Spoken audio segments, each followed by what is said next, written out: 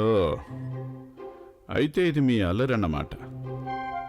పిల్లలతో కలిసి మీరు కూడా చిన్నపిల్ల అయిపోయారా గంగా?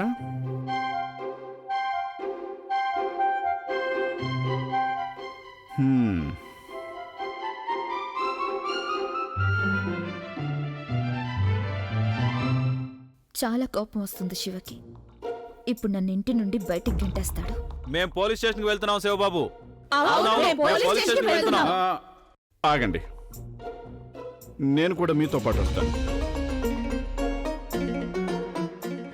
రాధిక, అరే నేను కూడా వస్తాను మీతో పాటు పోలీస్ స్టేషన్కి. కానీ ముందు నన్ను ఇక్కడ కూర్చొని ఈ చాక్లెట్ అయితే తినేవ్వండి. అసలు బావగారికి ఏమైందో చెప్పండి అత్తయ్య. చిన్న పిల్లలు ఎలా చాక్లెట్ తింటున్నారు చూడండి. జ్యోతి, నిన్ను నోరు మూసుకొని ఉండమని చెప్పానా? నోరు మూసుకొని ఉండు. ఆహాహా,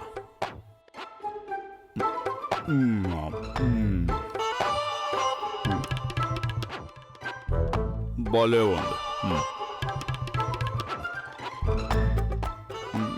నాకు కూడా కావాలి.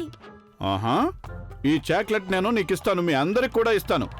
కానీ ఒక పని చేయండి, మీకు దెబ్బలు చాలా గట్టిగా తగిలాయి కదా, అందుకే ముందు మీరు అందరూ కూడా డాక్టర్ దగ్గరికి వెళ్ళాలి. మందు రాసుకోవాల్సి ఉంటుంది, కట్టు కట్టించుకోవాలి. ఆ తర్వాత డాక్టర్ గారు మీకు ఒక పెద్దది, ఇంత పెద్ద ఇంజెక్షన్ ఇస్తారు. ఆ తర్వాత మీరు నా దగ్గరికి రండి, అప్పుడు నేను మీకు ఈ చాక్లెట్ ఇస్తాను, సరేనా? ముందు డాక్టర్ దగ్గరికి వెళ్ళండి. అసలు బావగారికి నోరు మూసుకో. పదండి, నేను మిమ్మల్ని డాక్టర్ దగ్గరికి తీసుకెళ్తాను, అక్కడ పెద్ద ఇంజెక్షన్ చేయించడానికి. పదండి పదండి, వెళ్దాం. దగ్గరికి అరే ఎందుకు రారు మీరు? ఏమీ కాలేదు మాకు అసలు.